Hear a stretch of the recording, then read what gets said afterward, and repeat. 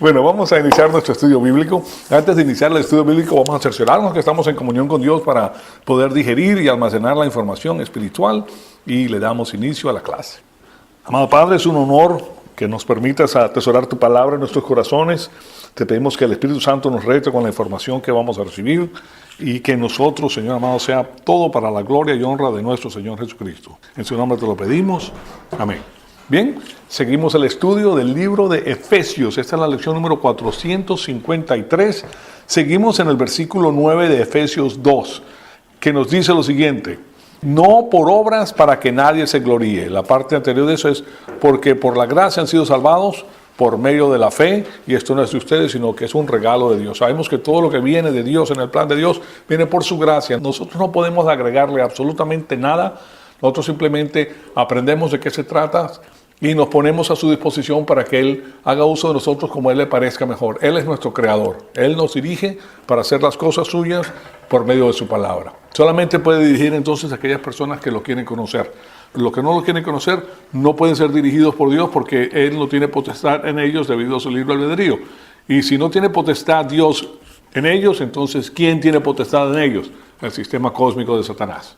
Que estas personas hacen las cosas por su propio camino, y por su propio camino pues terminan utilizando todo el sistema cósmico, que es un sistema que utiliza Satanás para robar, matar y destruir. Finalmente se destruyen las personas. Aunque crean que están avanzando, se están destruyendo.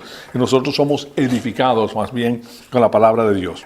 Bueno, aquí tienen entonces el recordatorio, porque nosotros seguimos las instrucciones divinas y lo que vamos a tener es lo mejor y lo máximo que Él ha preparado. Primero de Corintios 15, 58 nos dice: por tanto, mis amados hermanos, estén firmes, constantes, abundando siempre en la obra del Señor, sabiendo que el trabajo de ustedes en el Señor no es en vano.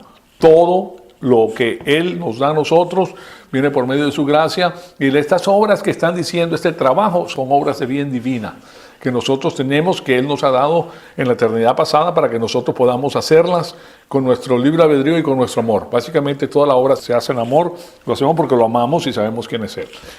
Y estuvimos viendo la semana pasada, basado en este versículo, el versículo 11 de Juan 16, comenzando desde el versículo 8, nos dice: y cuando Él venga, convencerá al mundo del pecado, de rectitud y de juicio. De pecado porque no creen en mí, y en lo que concierne a la rectitud porque voy al Padre y no me verán más. Y el versículo 11, y de juicio porque el príncipe de este mundo ha sido juzgado. Entonces tenemos el hecho de que Él nos está diciendo que el juicio de Satanás ya se ha llevado a cabo, y si el juicio ya se llevó a cabo y fue encontrado culpable, entonces lo único que queda es el juicio de apelación. Satanás apela a la sentencia divina y Dios crea al ser humano para resolver este conflicto angélico, para demostrarle a Satanás que Él es perfectamente justo y que con una persona inferior a los ángeles en el cuerpo natural, porque el cuerpo natural es un cuerpo, a pesar de ser lo máximo que existe en la creación, en lo que concierne a los seres hechos en la faz de la tierra con los elementos de la tierra, comparado con los ángeles es algo primitivo.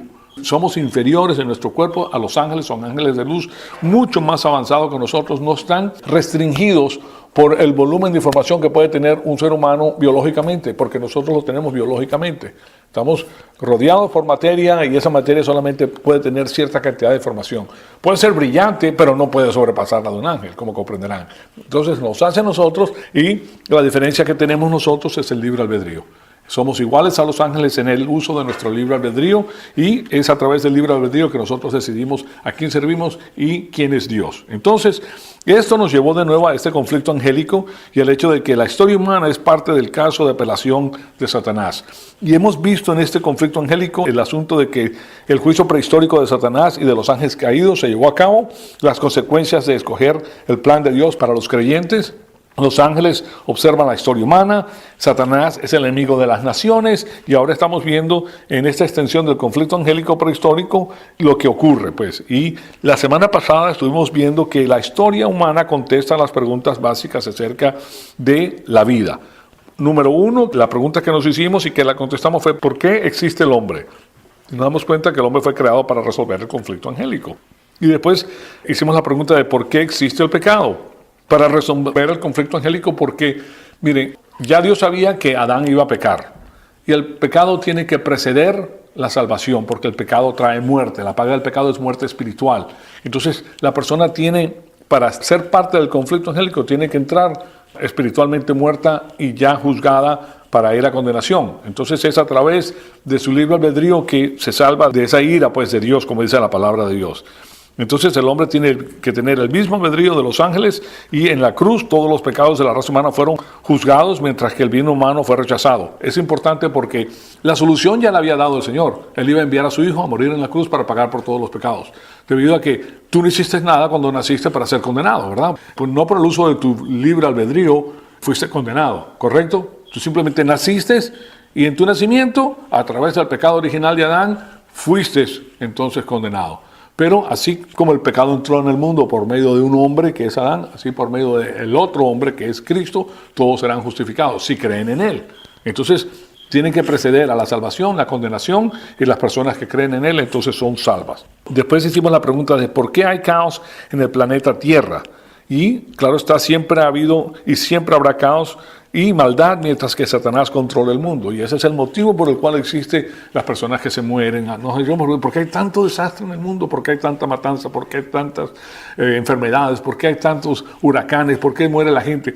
Todo eso proviene del campo de Satanás. Dios le ha dado potestad a Satanás para que pruebe su caso. Y Él es el que gobierna el mundo. Y los gobernantes de este mundo son los que han sido impulsados por el sistema cósmico de Satanás. Todos los gobernantes de todas las naciones del mundo. Ahora, la diferencia que existe, por ejemplo, en un país como los Estados Unidos, es que si hay trasfondo cristiano, entonces estas personas van a tomar decisiones basadas en las leyes divinas de establecimiento, comenzando con el nacionalismo, no globalismo, no internacionalismo. El asunto es que nosotros tenemos que apegarnos al nacionalismo. Es una de las instituciones divinas, y cuando el presidente se apega al nacionalismo, las cosas van bien, operan bien. Lo otro que se salvaguarda es la familia, el matrimonio. El matrimonio es la perla más grande que tiene una nación. Que el matrimonio sea respetado. Eso es importantísimo, y que no hayan cosas que tumben el matrimonio. Vale la pena luchar por el matrimonio porque es un testimonio corporativo ante Dios y es muy importante y es parte del conflicto angélico. Entonces todas esas cosas pues para nosotros son importantes y toman precedencia. Ahora, otra cosa les digo, nosotros como cristianos no nos preocupamos. ¿Por qué? Porque nosotros es Dios el que nos bendice a nosotros. Punto. Dios nos bendice a nosotros. Si nosotros comenzamos a ver la vida desde el punto de vista divino, entonces nosotros tenemos una gran ventaja mucho más grande de la que tienen otras personas que no conocen a Dios. Porque tomas tus decisiones basadas en la palabra de Dios. Y si tú tomas decisiones basadas en la palabra de Dios, ¿quién es el que bendice? Dios. Otra de las preguntas que nos hicimos la semana pasada es ¿por qué existe el sufrimiento en la raza humana? Y sabemos que ese sufrimiento existe debido a que el hombre es pecador y debido a que Satanás es el gobernante de este mundo. Es inevitable que nosotros estemos bajo la ley de la responsabilidad del libre albedrío, la cual explica 90% del sufrimiento en el mundo. Cada uno de nosotros toma su propia decisión.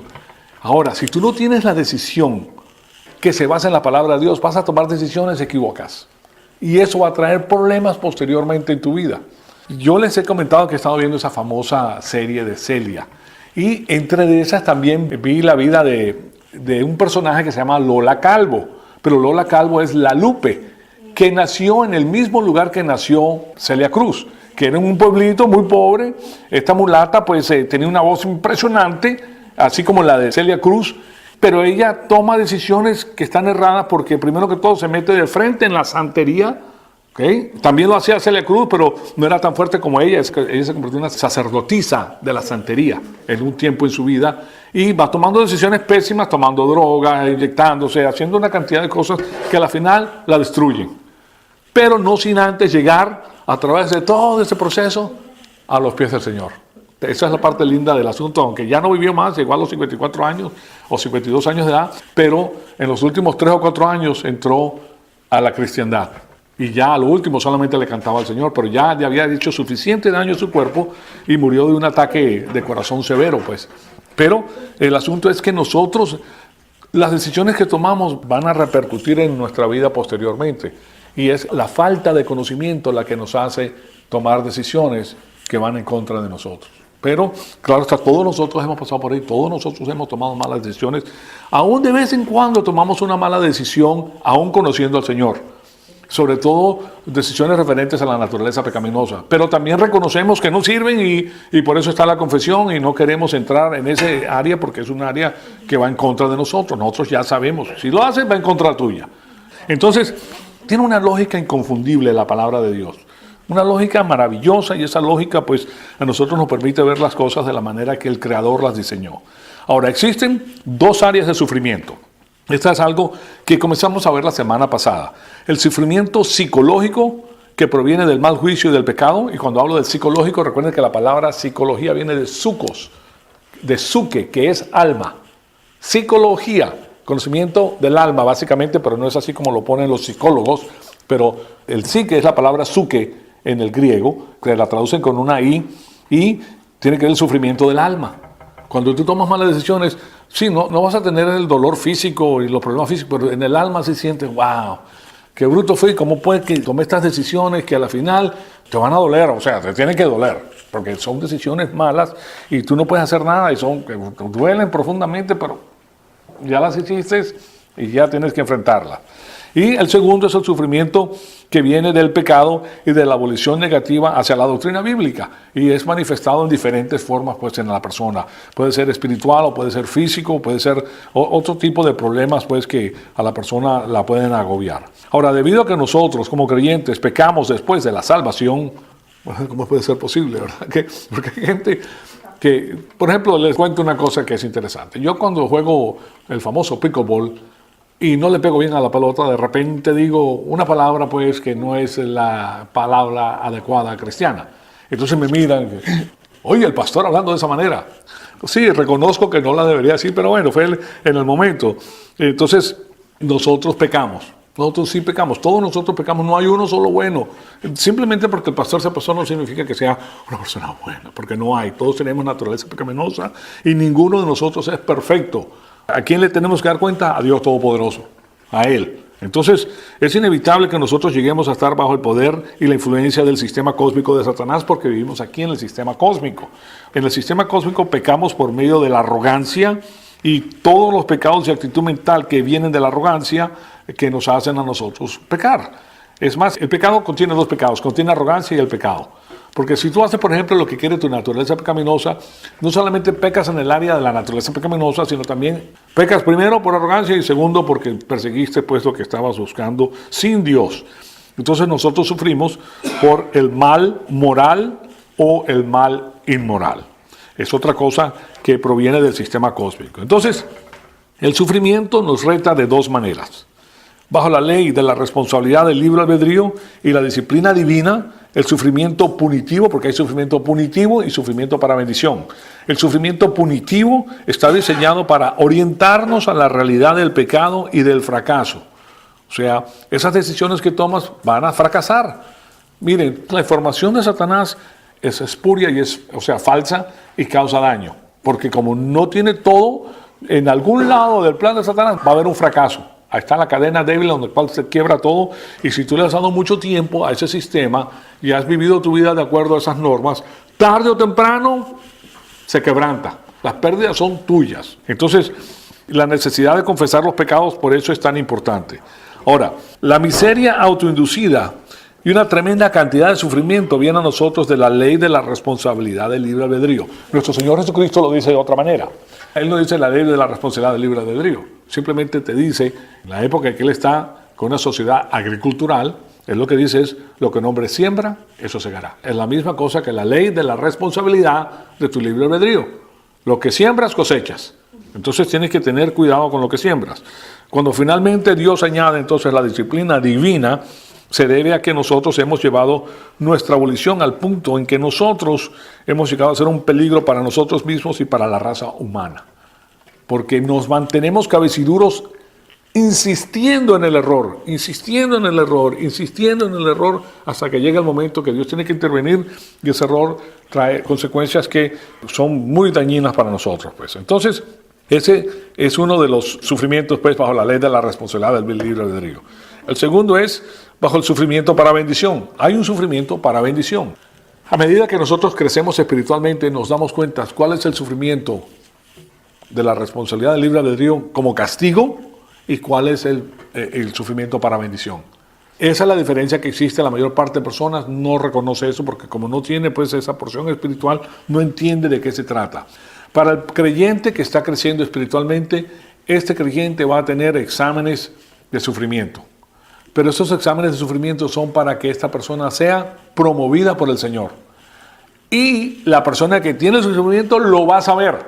Entonces, ¿cuál es su actitud hacia el sufrimiento? Si tú sabes que este sufrimiento te va a llevar al próximo nivel, ¿cuál es tu actitud hacia el sufrimiento? Lo aceptas y lo gozas. ¿Ok? Tienes gozo en tu corazón, tienes felicidad. Bendito sea el Señor que me pasa por esto porque yo sé que me ve fiel para ponerme en este examen. O sea, te está pasando del 4º al 5º grado. El examen es como un examen final. Si estás en el 7º grado, el examen final para que seas aprobado para el próximo. Ese es el examen. Y tú sabes que es un examen que tú tienes que pasar para la gloria de Cristo.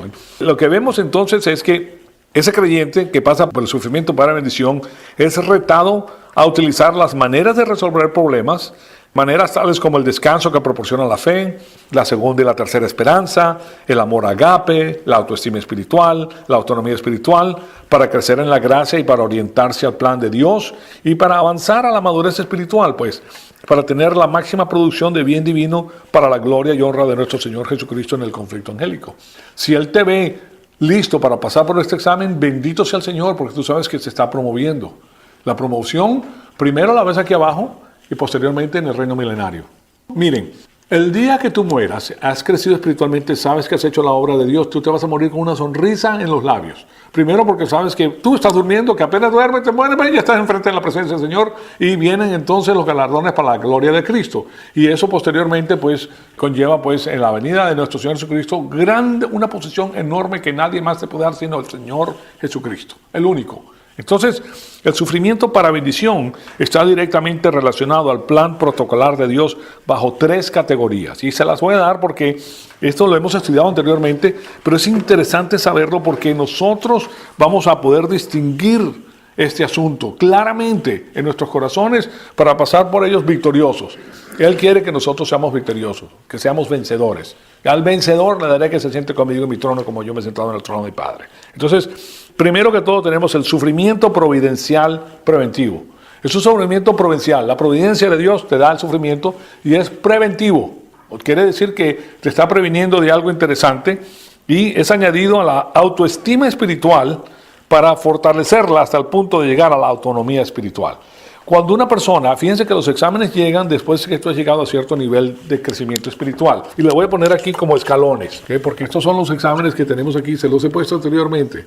Entonces, a medida que tú estás subiendo, y ustedes se van a dar cuenta que en el plan de Dios siempre está hablando de lugares altos para los creyentes.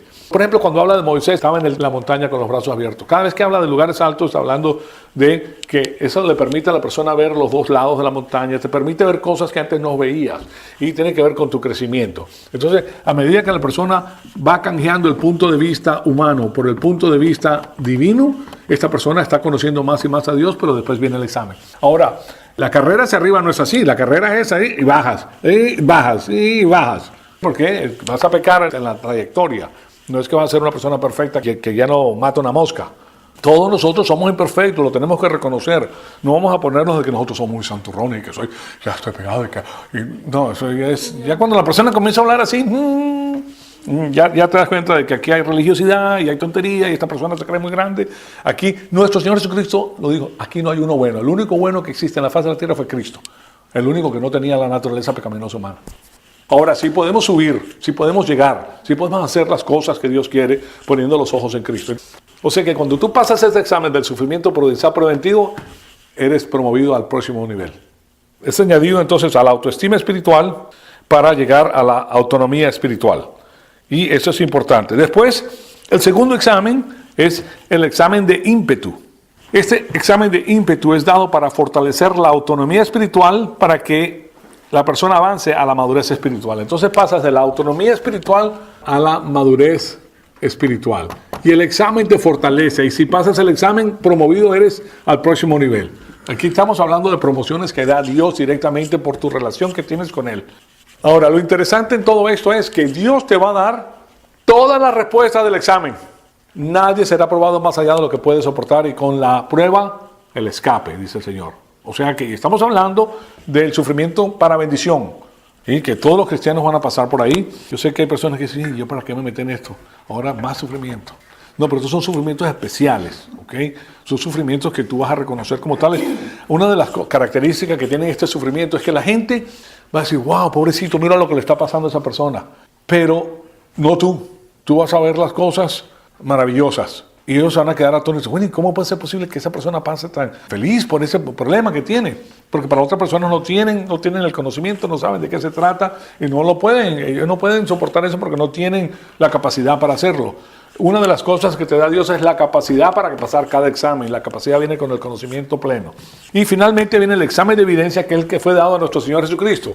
Nuestro Señor Jesucristo pasó por el examen de evidencia cuando Satanás lo tienta 3 veces. Y hay otra característica de este examen que es el de Job. Job fue tentado, Dios le quitó todo lo que tenía, que había tenido por medio de su arduo trabajo y por la bendición divina, pero después que pasó el examen, le triplicó todo. O sea que quedó pues en un estado maravilloso el hombre por confiar en el Señor. Entonces, el examen de evidencia es dado al creyente maduro para glorificar a Dios al máximo. Ahora, estos exámenes no hay que temer a estos exámenes. Todos son manejables para nosotros, todos. Y nosotros estamos aquí para glorificar al Señor. Parte de la gloria del Señor es permitir que nosotros seamos examinados para demostrar la validez de la palabra de Dios en nuestro corazón, que es más valiosa que el oro que perece. O sea que tienes el capital para solventarlos. Ampliamente. El capital es tan amplio que puede solventar todo lo que viene. Y eso es algo muy interesante. Es probando tu fe básicamente. Él prueba tu fe para que tu fe sea mejor que el oro que perece. Pues si la tienes, la vas a tener. Por aquí pasan muy pocas personas, quiero que lo sepan. Muy pocas personas llegan al examen de evidencia. El examen de evidencia es un examen especialmente preparado por Dios. Quizás es muy fuerte, quizás no es muy fuerte. Bueno, para ti no va a ser muy fuerte, me explico. Para ti no va a ser fuerte porque tú sabes que estás sirviendo a Dios y Dios es el que te ama y Dios es el creador de todas las cosas y a ti no te hace nada. A otras personas sí, pero para ti no. Para ti es parte de tu felicidad. Por el gozo que tuvo nuestro Señor, por la felicidad que tuvo nuestro Señor, fue a la cruz. Okay, aguantó la cruz y fue una muerte. Cuenta, nosotros no tenemos que ir a la cruz. Eso se los digo desde ahora. Que ninguno de nosotros califica para ir a la cruz y no tenemos que pasar por exámenes tan fuertes. Entonces, la gracia de Dios ha tomado el sufrimiento normalmente causado por nuestro propio libre albedrío y el gobierno de Satanás sobre este mundo y lo ha convertido en un sistema de sufrimiento para bendición en el cual las personas pueden utilizar su libre albedrío de 2 maneras. 1, creyendo en el Señor Jesucristo y 2, tomando decisiones diarias de aprender la palabra de Dios para la máxima producción de bien divino y la máxima capacitación. Te va a capacitar y de esa manera por medio de la cual el sufrimiento punitivo es convertido en un sufrimiento para bendición.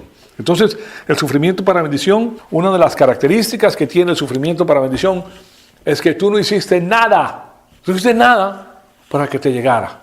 El que viene por medio de tu libre albedrío por falta de conocimiento es parte de lo que tú siembras, tú cosechas, de la ley de la responsabilidad del libre albedrío. Tomaste decisiones malas y vas a recibir pues el merecido de tus decisiones. Pero el sufrimiento para bendición, tú no has hecho nada malo para recibirlo. Te llegó gratuitamente, como la gracia de Dios. Tú no tenías nada para te llegó. Entonces así lo vas a reconocer. Tú no estabas haciendo nada malo, estabas siguiendo el plan de Dios, estabas haciendo las cosas correctas y te llegó de repente el problema. Ahí lo reconoces. Entonces, ese es el examen que Dios quiere que tú pases y ya te dio, primero te da la capacidad y segundo te da cómo solventar el problema.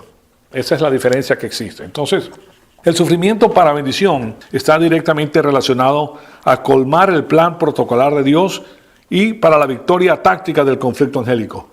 Yo les he hablado mucho de la victoria estratégica de nuestro Señor Jesucristo en la cruz. ¿Toda se logra dónde? En la mente.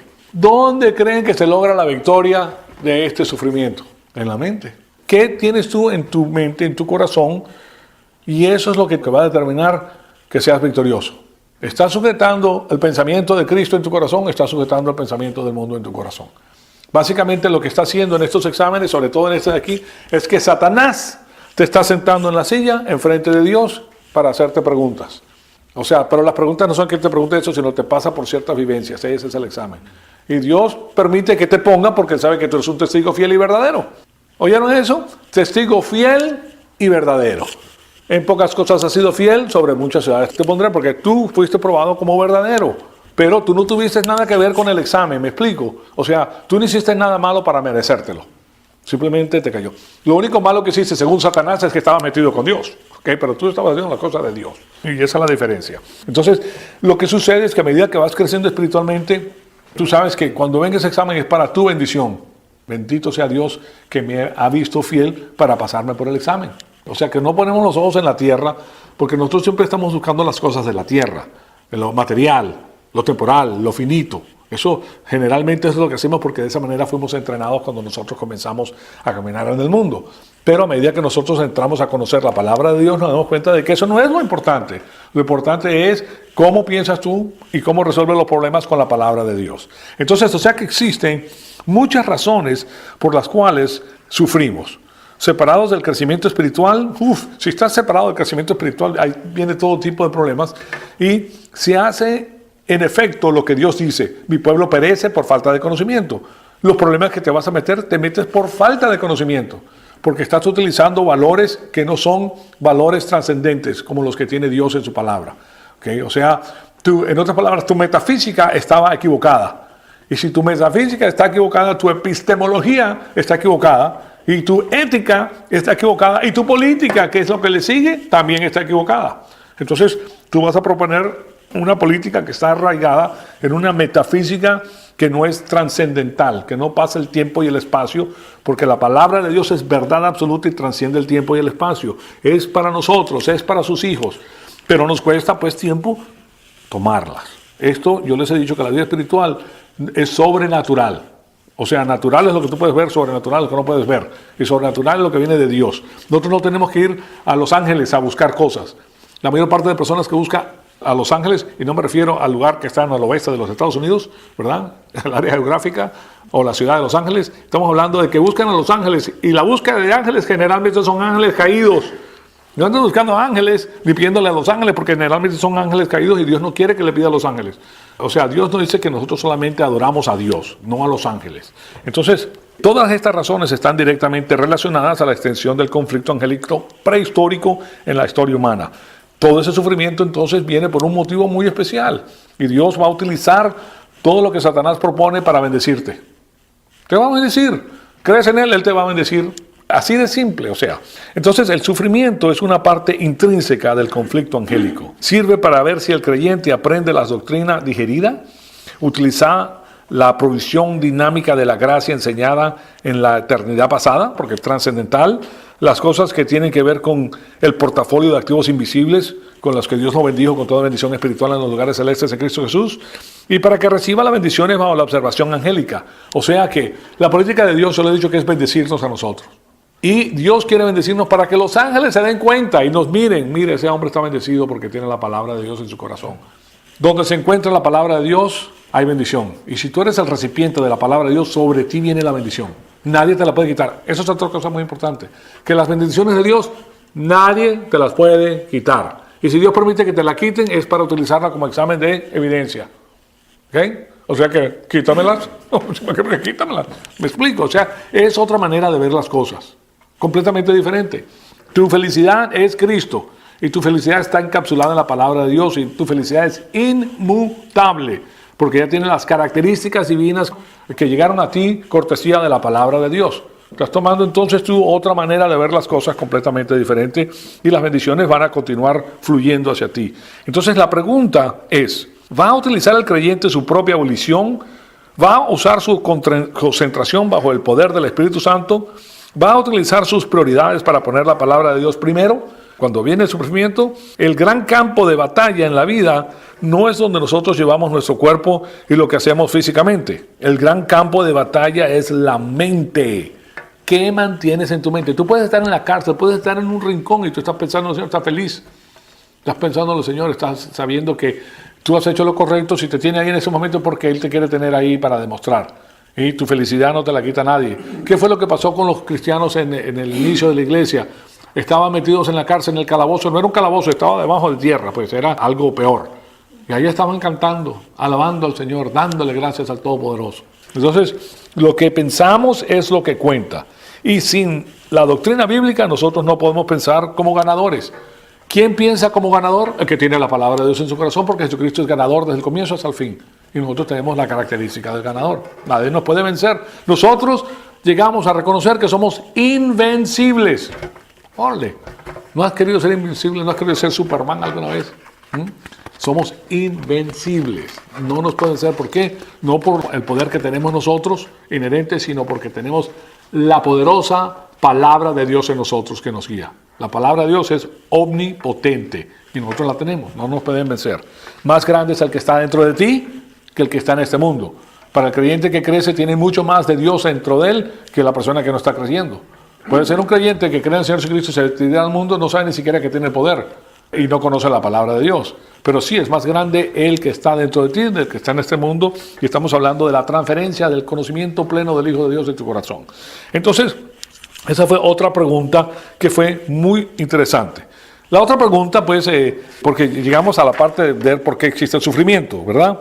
¿Por qué hay sufrimiento en la raza humana? Y eso contesta, pues, el motivo por el cual hay sufrimiento. Ahora, hagamos la otra pregunta, que es ¿por qué existe la iglesia? ¿Por qué existe la iglesia? La eclesía, los llamados de dentro para afuera. La iglesia o la familia real de Dios, porque los que llamó a esos, pues, puso en la familia real, llegó a existir como resultado de la victoria estratégica de nuestro Señor Jesucristo en la cruz. Si Él no hubiera tenido la victoria estratégica en la cruz, no hubiera la iglesia. Nosotros somos los llamados de las tinieblas a su luz admirable. Entonces, el tercer título real de nuestro Señor Jesucristo, que fue otorgado por su victoria estratégica en la cruz, se le dio después de su resurrección, ascensión y sesión. O sea que Él, como resurrección, pues sale de los muertos, ¿verdad? Asciende en la ascensión al cielo y es sentado a la diestra del Padre. El Padre le dice, siéntate a mi diestra, hasta que pongan tus enemigos por el estrado de tus pies. Entonces Él ahora está sentado a la diestra del Padre. No tiene su propio trono, sino está en el trono del Padre. Él va a adquirir su trono después de que pase la tribulación, donde nuestro Señor Jesucristo acaba con el sistema cósmico de Satanás, inaugura pues este nuevo sistema mundial. Es un sistema mundial de paso de la verdad absoluta. Entonces, después de su ascensión, resurrección, ascensión y sección. Y fue el único caso donde nuestro Señor Jesucristo tuvo un nombramiento sin una familia real. Entonces, el tercer título real fue otorgado a Él y ahora se llama a la familia real, porque no tenía familia real cuando se le da la tercera patente o el tercer título, pero entonces por eso ahora se llama a la familia real, que son los que Él llamó y escucharon su llamado. Él no solamente nos llama, los llamados de adentro para afuera somos nosotros, porque nosotros le dijimos sí al Señor, oímos el Evangelio de la salvación y resonó con nosotros, decimos, sí quiero, ¿okay? Y dijimos sí, y de los millones de personas que le dicen sí al Evangelio, un porcentaje ínfimo son los que llegan a ser discípulos del Señor. Ínfimo. Ahora son benditos. Las personas que siguen al Señor son benditos, pero benditos. Desde que se levantan hasta que se acuestan, cuando duermen, hay una bendición extraordinaria para ellos porque Dios se las otorga. Entonces, por eso Dios Padre interrumpió la edad de los judíos con su plan ritual, porque ese era el plan ritual que tenían. Ellos todo lo enseñaban por medio de rituales. Y lo sustituyó con la edad de la iglesia con su plan protocolar.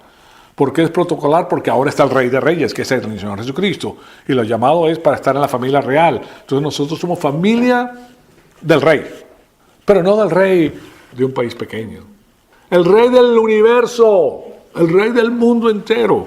Entonces todos los temas del conflicto angélico son resueltos antes de la resurrección de la iglesia. Fíjense en esto.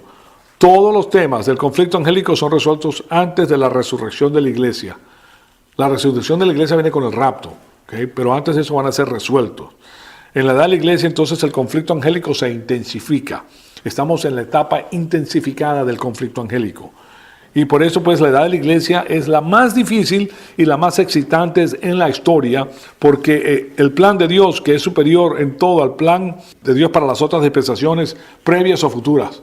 El más grande es este, porque nosotros tenemos que llegar al Señor por medio de su palabra, haciendo uso de nuestro libre albedrío, creyendo en la verdad absoluta de la palabra de Dios y que Él nos guíe para nuestra bendición. Entonces, nunca antes en la historia humana y nunca después del rapto de la iglesia se había dado tanto poder divino a cada creyente.